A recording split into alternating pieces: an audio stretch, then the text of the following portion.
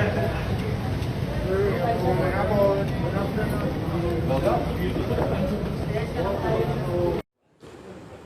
am proud to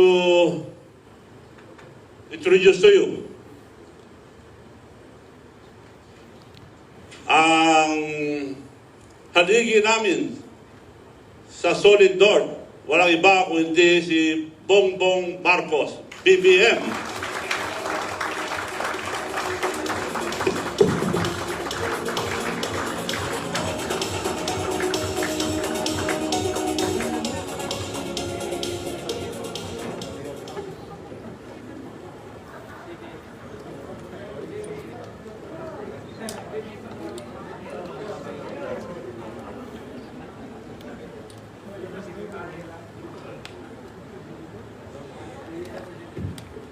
Distinguished na po, Mayor.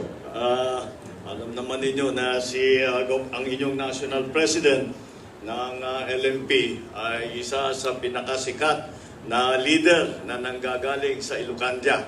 Kaya ako'y nagpapasalamat sa napakagandang niyang pagpakilala. Babatiin ko rin lahat ng mayors, mga municipal mayor ng Region 7.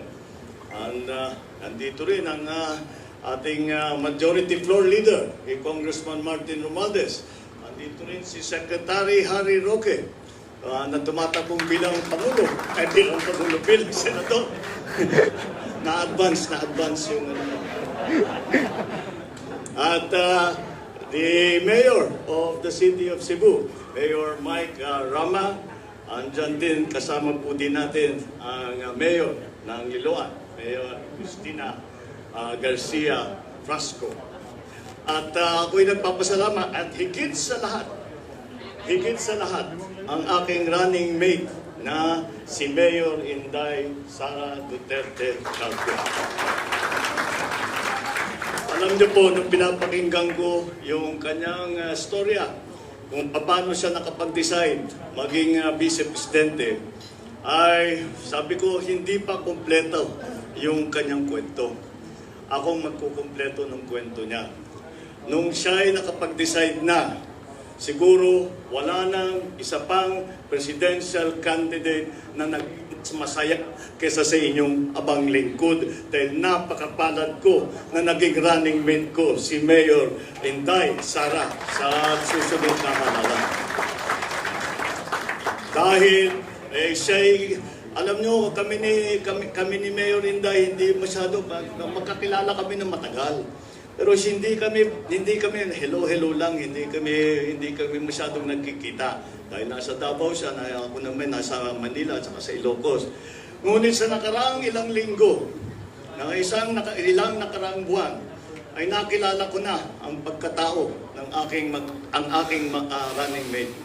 At siya ay isa sa pinakamahusay, pinakamagaling, pinakamasipag na public servant na akila. Kaya't sinasabi ko, napakaswerte ako, napakapalad ko na siya ang naging running mate ko, napakapalad ko na meron akong kasama na naniniwala rin sa ating advokasya. Ang simbolo po ng aming pagsasama ni Mayor Inday ay isang malaking at importanteng simbolo. Dahil kagaya ng sinasabi sa ating mga publicity, sinasabi nagsama na. The North and the South have come together. Totoo nga naman yun. Dahil kami ay galing sa Norte. At si Inday Sara naman ay galing Mindanao.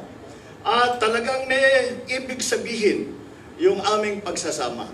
Dahil ipinagsasama namin ang buong Pilipinas. Nung ako ay nagdeklara, when I declared my candidacy for president, I spoke about a unifying leadership. And I spoke about the unifying leadership because I think that that is what is important and that is what is needed for the Philippines right now. Nakalubog tayo sa krisis ng pandemya, krisis ng ekonomiya, at kung minsan sa tagal ng panahon, magdadalawang taon na, ay parang nawawalan na rin, nasisiraan tayo ng loob. At nakikita na wala tayong nagsasabi, wala na tayong pag-asa Dahil pagka gumagaling na, gumaganda, pabalik na naman. At eto na naman tayo. Ang mga Pilipino, walang trabaho, wala silang pera sa mga bulsa, at hindi malaman kung ano ang magiging kinabukasan ng bawat Pilipino. Kaya napapag-usapan ko ang unifying leadership, ang pagkakaisa na liderato. Ay napaka-importante para sa akin na matuto tayo sa leksyon ng kasaysayan ng Pilipinas.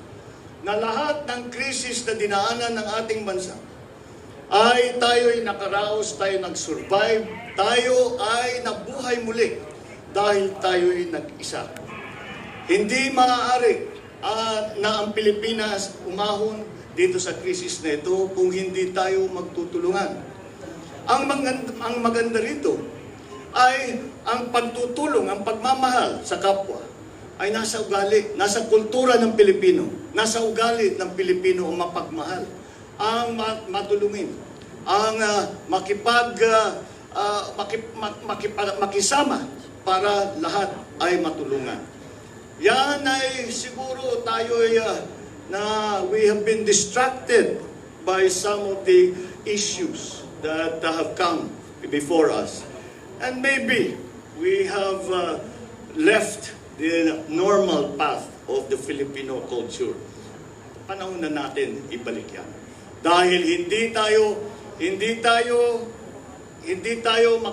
natin mababalikan ang sigla at ang kaunlaran na naramdaman natin bago tayo nagkaroon ng pandemya, bago tayo nagkaroon ng krisis. Ang pinag-uusapan ko rin ay unifying leadership.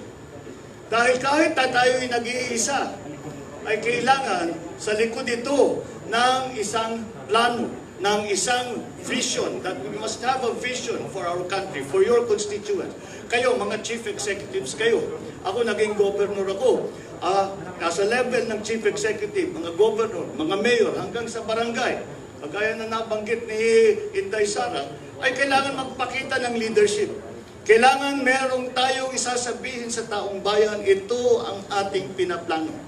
Ito ang aking ihinahayag sa inyo, na kayo, ito ang sa aking palagay, pinag-aralan ng mabuti, pinag-isipan ng mabuti, nagkonsulta ng mabuti, at ito sa aking palagay, aming palagay, ang pinaka-magandang dapat gawin. Ayan ang leadership. Yan ang kinakailangan natin ngayon muli. Pagkatapos ng pagka-leader ng ating Pangulong Rodrigo Duterte, ay kailangan pa rin na matibay ang leadership dahil nandito pa ang problema, hindi pa natatapos, kailangan pa rin natin lagyan ng solusyon yung problema yan. Kaya sinasabi ko sa ating mga leader, sinasabi ko sa inyong mga mayor ng iba't ibang municipality dito sa Region 7, samahan nyo kami ni Inday Sara. Samahan nyo kami sa aming ipinaglalaban na pagkakaisa ng buong Pilipinas. Samahan nyo kami, join us in what I call the most noble cause that we can possibly work for. And nothing is nobler than the job of making our country better, making the lives of our countrymen better, at siguro naman, kahit papano, ay makadulot man tayo ng kaunting ginhawa sa kanilang mga buhay. Lalong-lalo na, ang karaang 2 taon ay makaramdam sila ng konting ginhawa, konting ngiti, at konting seguridad sa kanilang magiging hanap buhay, sa kanilang magiging kinabukasan. Samahan niyo kami. At pagka tayo ay nagkaisa at ipagpatuloy natin itong laban na ito, ipagpatuloy natin itong advokasya na ito, ipagpatuloy natin ay pinagbuklod-buklod natin ang lahat ng sambayan ng Pilipino, tayo ay sama-sama nababangon muli. Maraming salamat. Thank you very much and good evening. Daghang kayong salamat, Senator and Presidential Bongbong Marcos. Senator, can you please stay on stage as I call in our LMP Execom for a photo of course, would like to also invite on stage our Vice Presidential Mayor Inday Sara Duterte Carpio. LMP Execom on stage, please.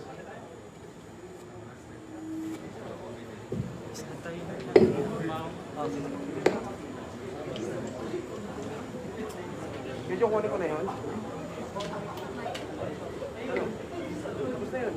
After this, we will invite on stage family and friends of our LMP National President, Mayor Luis Chavez Singson. Please be ready.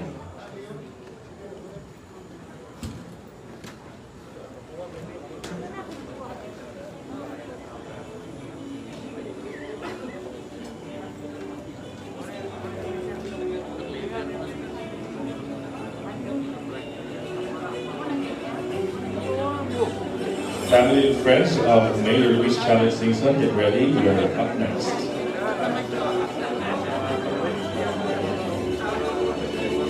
Please join.